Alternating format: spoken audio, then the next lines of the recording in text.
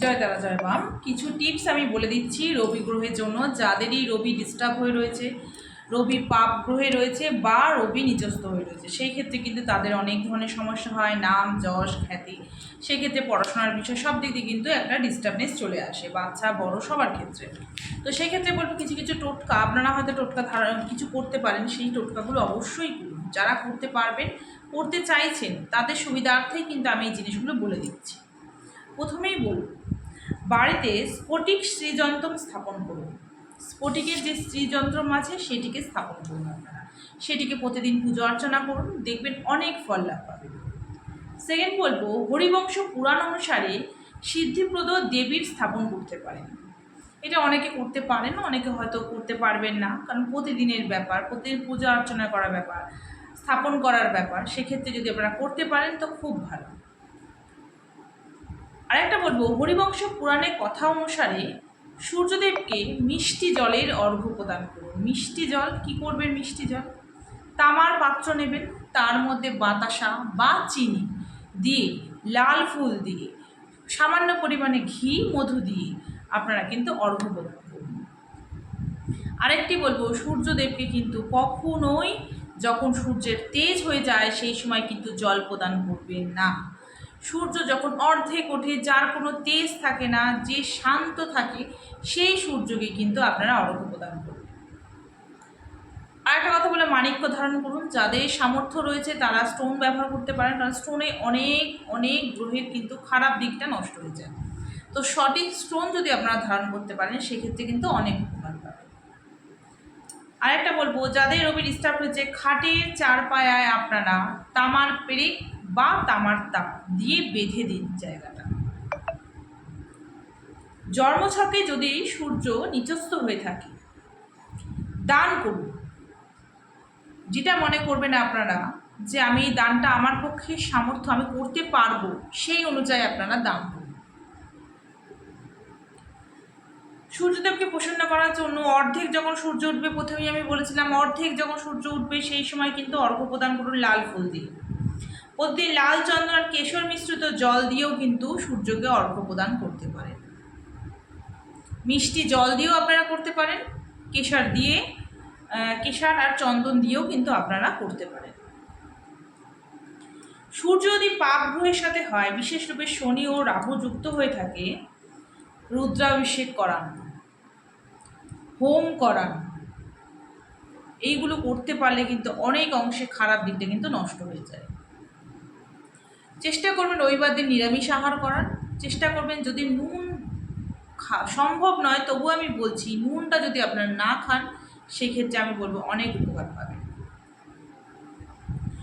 এক নাগাড়ে 11 অথবা 21টা রবিবার লাল পদ্মফুল গণেশজিকে অর্পণ করুন।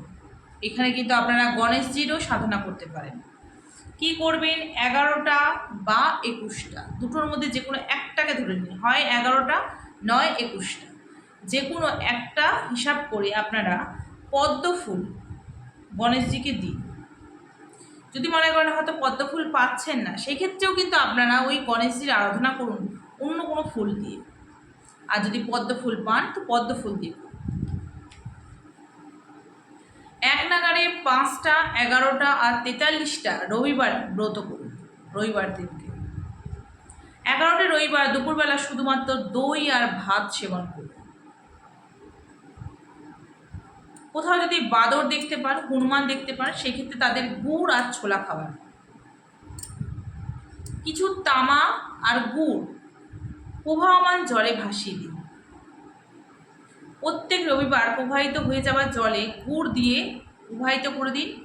মাথা থেকে পা পর্যন্ত ঘুরিয়ে নিয়ে আপনারা প্রবাহমান জলে ভাসিয়ে দিন। যদি সূর্য দ্বারা মানসিক ও শারীরিক শান্তির কারণে কোনো অসুবিধা হয়ে থাকে, কিছু জিনিস দিয়ে আপনারা স্নান করুন। কী কী জিনিস আমি বলে দিচ্ছি: এলাচ, ষাঠি চাল, খস, মধু, পদ্মফুল, অমলতার, কুমকুম, মনশীল ও দেবদার, এই জিনিসগুলোকে দিয়ে কিন্তু আপনারা স্নান করুন। অনেক অংশে কিন্তু রবির খারাপ দিকটা কিন্তু নষ্ট হয়ে যাবে। বা মৌহা ফুল, করবী ফুল, সুগন্ধি ফুল, গোলাপ ফুল, দিয়েও কিন্তু আপনারা স্নানের জলে দিয়ে স্নান করতে পারেন, সেটা কিন্তু অনেক গ্রহদোষ কেটে যায়। সূর্যের দ্বারা সমস্ত অনিষ্ট দূর করার জন্য সূর্য মন্ত্র বিধি অনুসারে পুজো করান, হোম করান। চোখের অসুখ কিন্তু রবি গ্রহ ডিস্টার্ব থাকলে চোখের অসুখ হয়, নেত্র ফুলে যায়, চোখ ফুলে যায়। সেই ক্ষেত্রে কিন্তু আপনারা এই জিনিসগুলো কিন্তু সূর্যের যেই বিধি অনুসারে পুজো পাঠ করান, সেক্ষেত্রে আমি বলবো অনেক অংশে কিন্তু খারাপ দিকটা নষ্ট হয়ে যাবে। সংক্রান্তির দিন তুলা দান করুন, মন্দিরে হোক কোনো গরিবকে হোক তুলা দান করুন।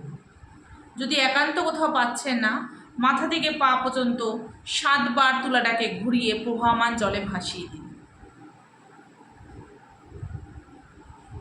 যদি আপনাদের বাড়ির উঠান থাকে, খোলা জায়গা থাকে বাড়ির সামনে, সেই জায়গাটাকে পরিষ্কার রাখুন সব সময়ের জন্য। যারা আলপনা দিতে ভালোবাসেন আলপনা দিন, তাতেও কিন্তু অনেক শুভ দিক দেখা যায়। এই রবি গ্রহের কারণে কিন্তু সন্তানেরা অবাধ্য হয়ে যায়, সেই জন্য অবশ্যই বলবো স্টোন ধারণ করান বাচ্চাদেরকে। বাচ্চারা কিন্তু এই সময় পড়াশোনায় মনোযোগ দিতে চায় না, পড়াশোনা করতে চায় না, কথা শুনতে চায় না। সেই ক্ষেত্রে আপনারা এই স্নান করাতে পারেন বাচ্চাদেরকে, আর মাণিক্য ধারণ করাতে পারেন, বা চুনি যেটাকে বলে সেটাকে ধারণ করাতে পারেন। আর রবিবার দিনকে কিছু নিয়ম মানিয়ে চলুন, দেখবেন অনেক অংশে কিন্তু বাচ্চারাও ঠিক হয়ে যাবে। আর অর্ঘ্য বাচ্চাদের হাত দিয়ে, যাদের দেখছেন বাচ্চাদের রবি ডিস্টার্ব হয়ে রয়েছে, তাদের হাত দিয়ে অর্ঘ্য প্রদান করান প্রতিদিন সকালবেলা, বা রবিবার বিশেষ করে রবিবার দিন করে বাচ্চাদেরকে সূর্য দেবতাকে অর্ঘ্য প্রদান করান, গণেশজির পুজো করান। দেখবেন অনেক খারাপ দিক কিন্তু আস্তে আস্তে কেটে যাবে। এগুলো করান। আজকে রবি গ্রহের বললাম, পরের দিন অন্য গ্রহের বলবো, তো এগুলো মেনে চলুন, নিশ্চয়ই উপকার পাবে। জয় মাতা।